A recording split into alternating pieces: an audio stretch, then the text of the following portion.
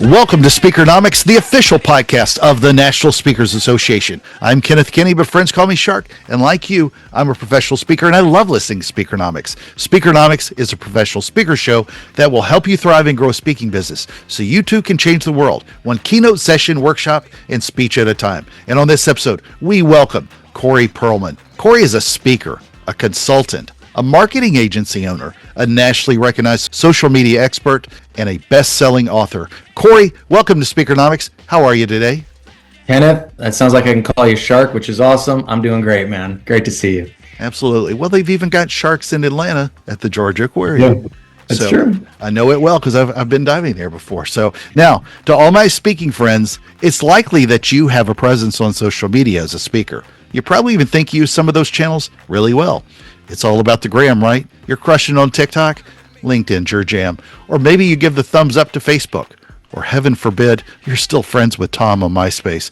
But fast forward a bit, and now we're in a world cluttered with curated content and polished posts. Are you building a real connection with your digital audience?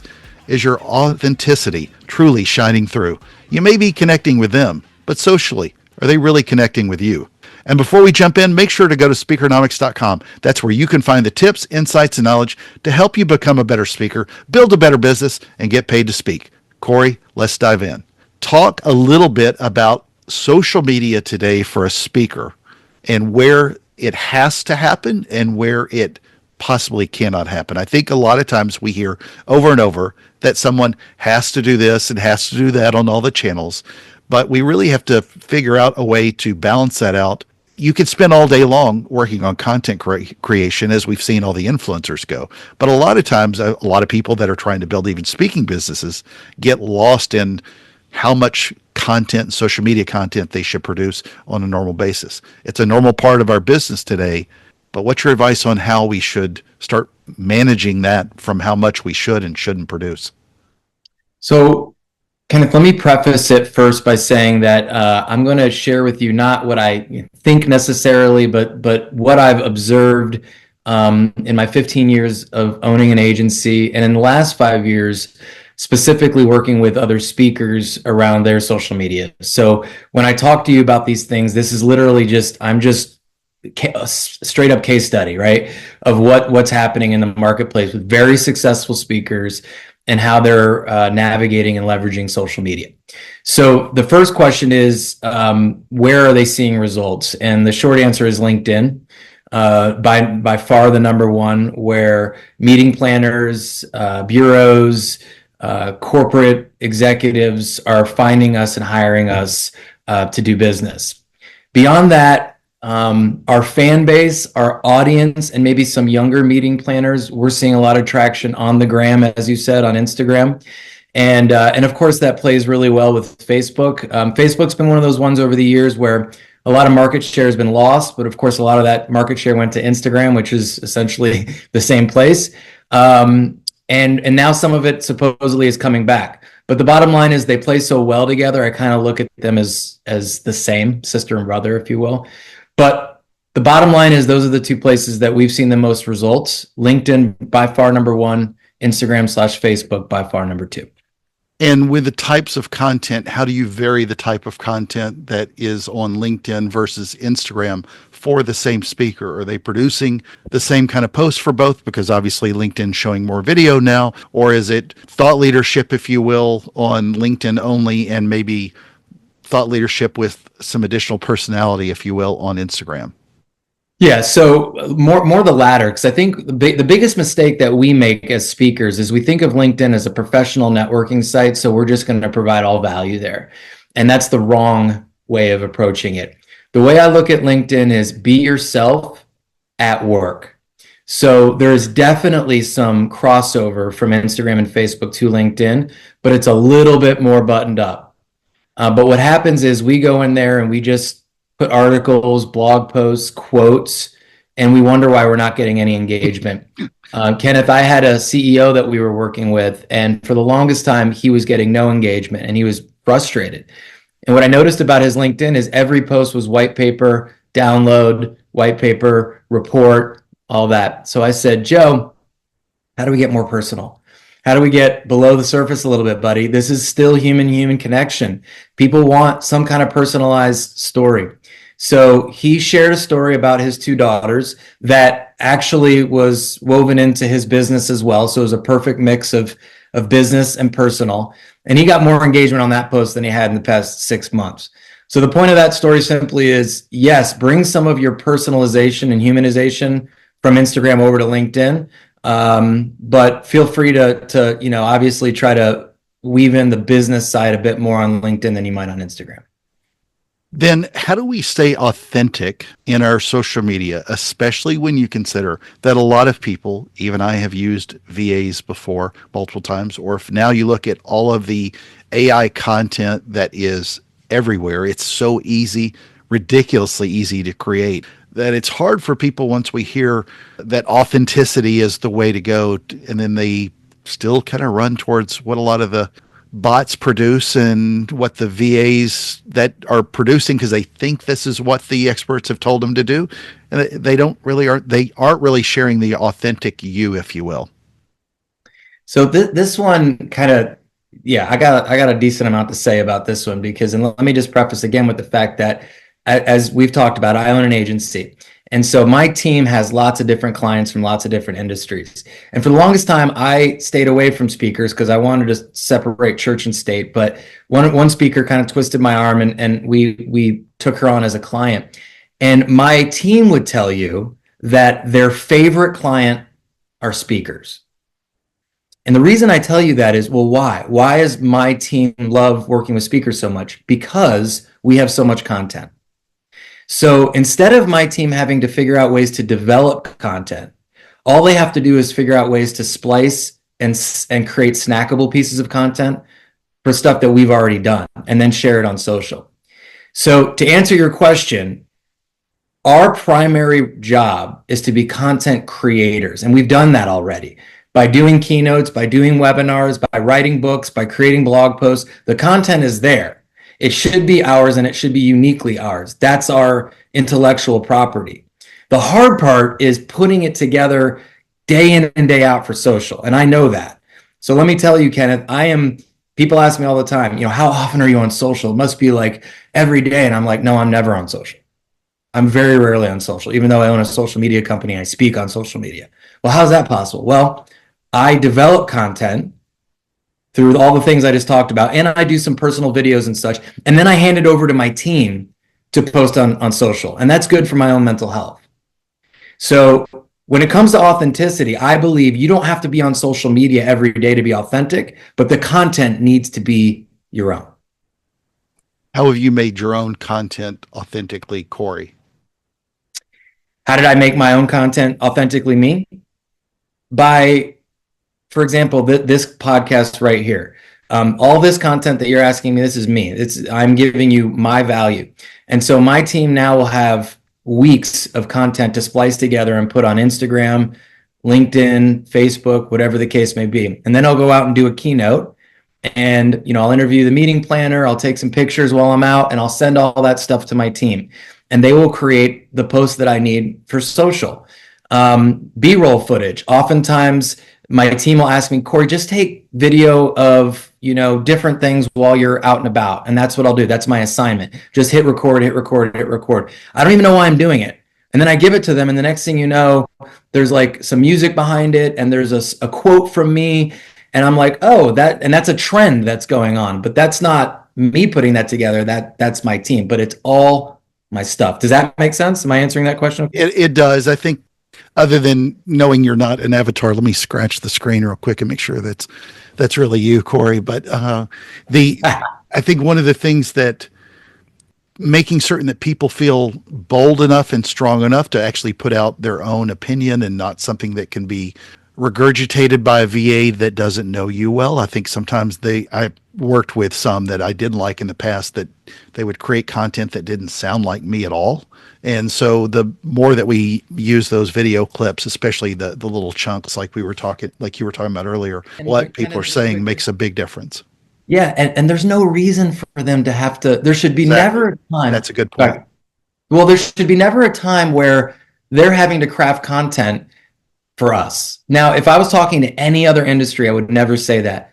But we have content coming out of our ears, Kenneth. Mhm. I have more content from the last 10 years, and I know all the people listening have content. If you had a VA right now, they should have ample content that they should never have to steer away from your voice, because there's way too much content we have as speakers. And if you don't, you need to be pressing the record button way more often than you are.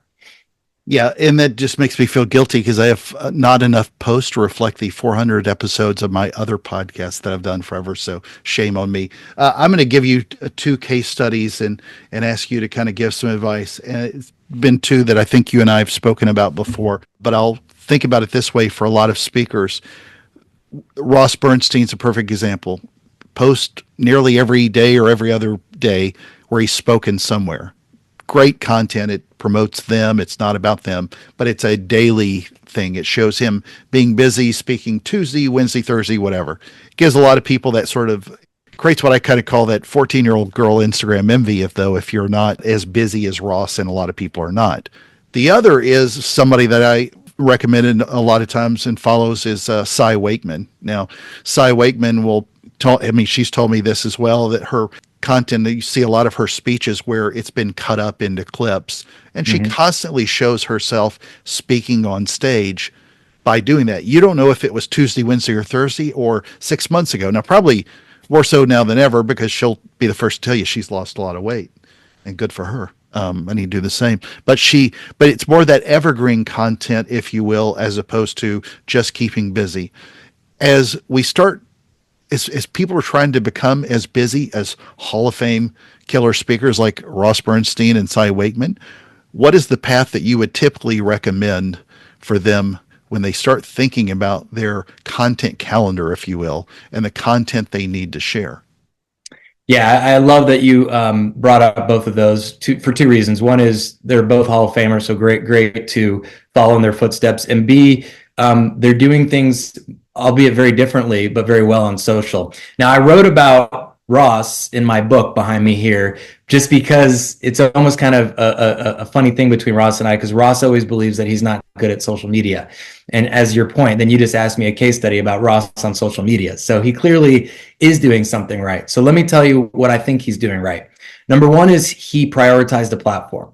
So instead of being everywhere, Ross will tell you he is nowhere but LinkedIn. Occasionally he might post somewhere else, but the bottom line is 99% of his efforts go to one place. And I think that's super smart. Double down on one instead of being mediocre at the rest. The second thing is he makes it all about them.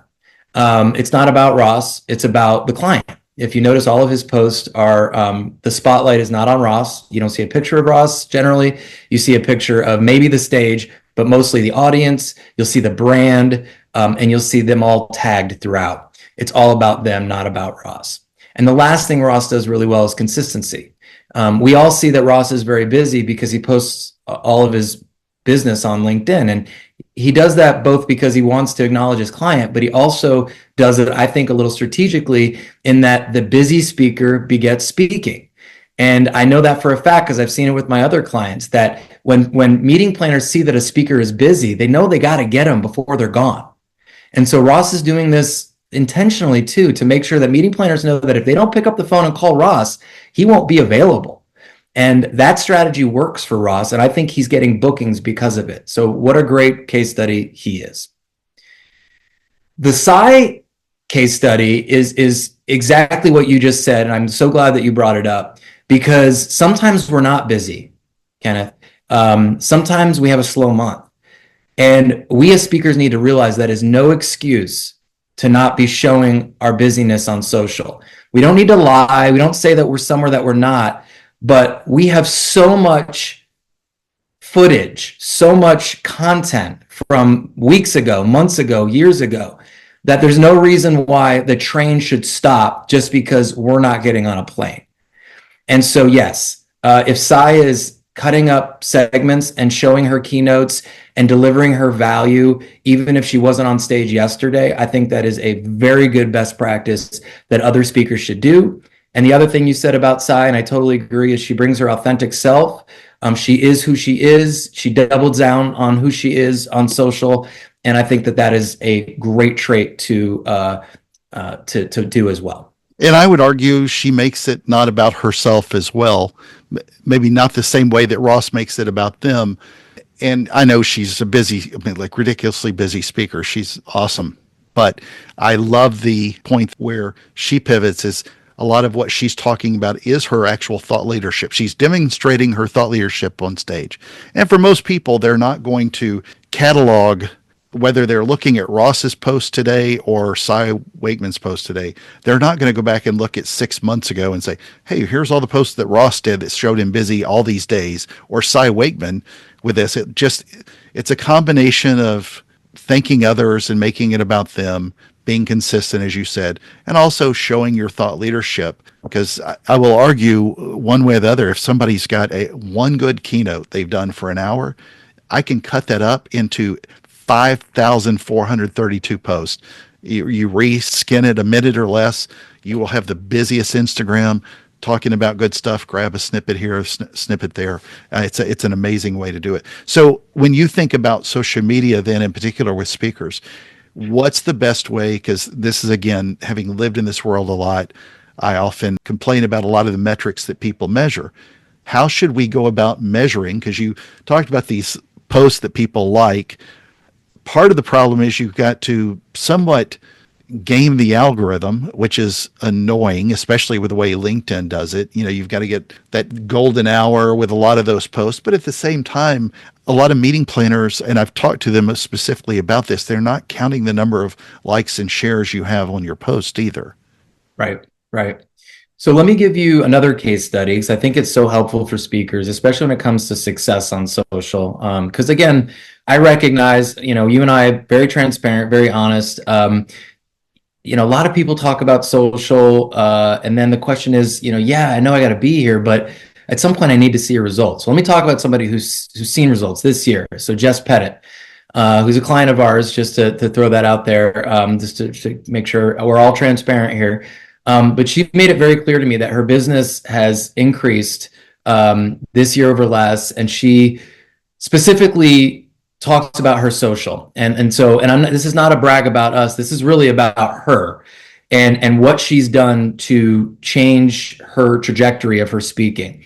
One of the things that we noticed right off the bat, Kenneth, with hers is there was a lot of stuff on social, but it didn't really show her as a keynote speaker. If you went to her social in the past, it was a lot of her face, a lot of different stuff. And, you know, Jess, I mean, we love Jess and she's so creative and so kind of out there and different, but it didn't really show her as a powerful professional speaker. So what we did is we transformed that.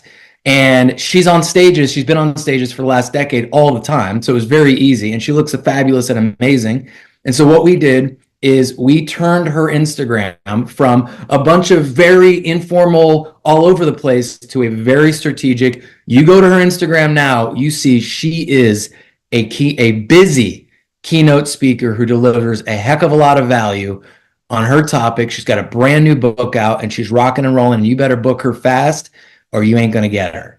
That's what her Instagram looks like now. When you go over to her LinkedIn, it's very similar. In 5 seconds, you can see that she is a busy, highly sought after keynote speaker that delivers value, but it's still her. It's still fun. It's still Jess. She's still, you know, is talking to the camera. She's still being silly. She's still being unique, but you can very quickly see who she is and what she does. And I think that wasn't as clear in years past. And then lastly, it's also the consistency. I mean, when Jess got busy, as we all do, she'd go weeks without posting. It would go dark. And that's just because she was on a plane 24/7. Now, as I talked about earlier, it doesn't matter if it's us or somebody else. She's got help that when she gets really busy, she knows that day in and day out, week in and week out, depending on the frequency, social media is going out on her behalf because it is a top of mind game. Somebody couldn't care less about us last week, but this week they're in buy mode and they're ready to book a speaker, and you better be there on social or they're going to forget about you and go somewhere else. One quick question. This is going to be a little bit timely, but what's your favorite social media tool right now? if you had to tell a speaker one that they need to invest in today, what's the one you would recommend? Well, let me answer this two ways. One is there's a I couldn't give you one. I could give you like 10, and it would be hard for me to even narrow that list down. So yes, you can do more than one. Okay. And well, and I have, this may not be completely answering your question, but I hope it is. There's a feature that I feel like is very underutilized with speakers that we are seeing a lot of headway on LinkedIn, and that's LinkedIn newsletters. So Sam Silverstein's another one, just a client, just people that are just kind of coming to my mind. And we've been very consistent on publishing a newsletter for Sam every month. And, this is long form content, and again, you have to think about your own business. In Sam's world, like mine, we're content heavy speakers. And so thought leadership is very important for us. And so that's a great place. And this is the thing, Kenneth, the features that the social media sites are pushing are the ones that we need to be doing. It's like the squeaky wheel kind of thing, right? So for LinkedIn, they really are pushing their newsletters. They want to compete against some of the more long form sites like Constant Contact and MailChimp and so on and so forth. So you'll be surprised that every once in a while you'll see an email from Kenneth, and it's like, and it's his newsletter, and you're like, that's weird. I never got an email through LinkedIn from Kenneth before. That's because they're pushing that. And so they're promoting it basically for free on your behalf to your connections. So I think LinkedIn newsletters as a feature is a great one for folks to double down on if they're not already. It's not being used as much in the marketplace. I would say in terms of tools that we like to use, any tool that automatically puts captions on videos it's like it goes without saying, but it still isn't being done. So whether it be the native platform or if you're using rev.com or another caption generating tool, it's so easy now to burn captions into your videos that you should never allow a video to go out without the words being shown on the screen. Come on, that's like, you got to do that. So that would be one off the top of my head. Could not agree more, whether it's from an ADA compliance standpoint or just knowing that people are going to read the post as opposed to watch it with all your music in the background. Either way, it's a great point. Corey, in your book, you talk a little bit about making certain that you have a marketing budget, part of an ad strategy. And I'm curious what you're using. I mean, obviously, if you go to Google and Google keynote speaker, you're going to see all of our friends that are out there putting ads out there. How much of that do you think we need to be thinking about with social media to elevate that presence, whether it's on LinkedIn or Instagram or Facebook or wherever? So when a speaker is sort of slow to a platform, such as Instagram, we'll use an ad budget to help build a following more quickly. So, if they're starting out with, let's say 100 people or something, and we want to get them up to say 4 digits, the quickest way of doing that is to add some money. And then we'll obviously target their audience and try to make that as quality as possible. But if we want to build numbers quickly on both Instagram and Facebook, that's certainly a way of doing it.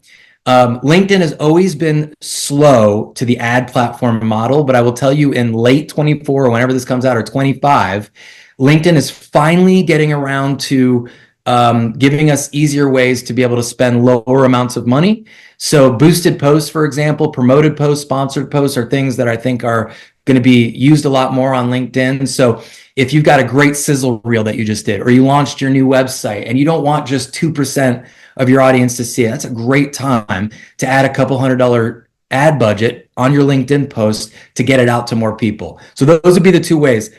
Develop a quicker, larger audience on a new platform, say such as Instagram, or get your post out to more people on LinkedIn by using their promoted sponsored posts. Now for a little speaking trivia. What legendary speaker famously said, "You don't have to be great to start, but you have to start to be great"? Back with the answer in just a moment. Before we jump back to the show, here's a moment with speaker, author, and longtime NSA member, Carolyn Strauss.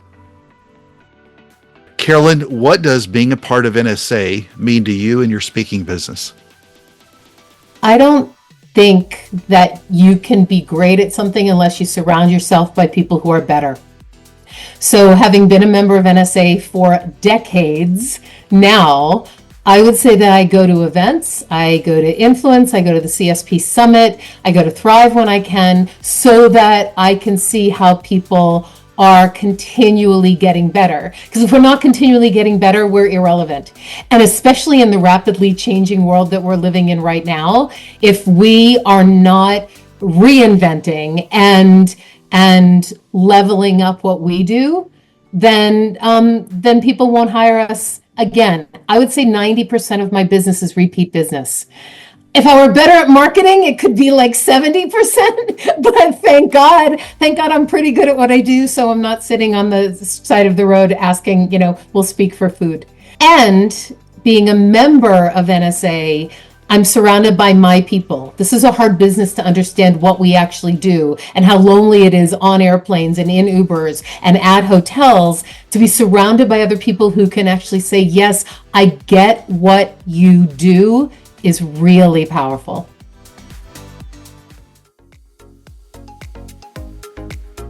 And here's the answer. The legendary speaker who famously said, you don't have to be great to start, but you have to start to be great. It was none other than NSA Hall of Fame speaker, Cavett Award recipient, and recognized for decades as one of the world's most successful motivational speakers in history, Zig Ziglar. And now, back to the show. Corey, I have a question that comes from a previous guest. How much, and I'm paraphrasing here the way this question was asked, should a speaker engage on social media with politics, current events, you pick? And granted, when we're recording this is during an election year, but this is a pretty evergreen statement as we've seen over the last 10 years. It's going to get that much more over the next 10. So my broad stroke answer is like most people's answer, which is the things that you avoid on the Thanksgiving table are the things you should avoid at social media if you don't want to get in an argument with your in-laws. So all those topics, politics, religion, current events, and such, do not have much of a place on your public social media platforms, because you are going to piss off 49% or 51% of your audience. That's my broad stroke answer. However, as you've already heard, we have clients, and I, have given advice to other speakers that are in the game of giving that peace of mind and their perspective on these issues. So of course, they need to use their platform appropriately to do that. So there's obviously exceptions to the rule, but I've always been a proponent, and I've seen this so often, I know you have too, where a CEO or an executive will take to their social and provide their opinion on something, and I've always thought about their employees. I've always thought about their employees' families, and I always say to myself, if there's one client that got bothered by what you said and decided to leave, and that could put that employee's job at risk, was it worth it? And if the answer is yes, post it. Go ahead. Because look, I'm not you and you're not me. But most of the time for me, if I want to post something politically, because it's eating me alive, and I think about my employees, I think about their families, and I think to myself, is it worth it? 99.9% of the time, it's not. And that's why I don't post it. Yeah, it was funny. This is the last election. I made a post just to be silly. And I said, boy, I sure hope you don't vote for that old white guy, that one. And I didn't say which one. Right. And the negative comments, it wouldn't have mattered which side. You're going to trigger everybody. Like, you can't even be vague about it. It's just going to ruin your Thanksgiving meal. So unless you have really good pumpkin or pecan pie. So, yeah. Corey, what is a question that you would like to ask a future guest on this show? I'd love to know from them their outbound marketing or sales strategy. I think a lot of us are rain barrels, meaning that we collect the leads that come in and we do well with those. What are they doing when those slow down a bit and we need to go out and hunt or go out and make rain? What's a good strategy to get the phone ringing again if it's not ringing? Great point.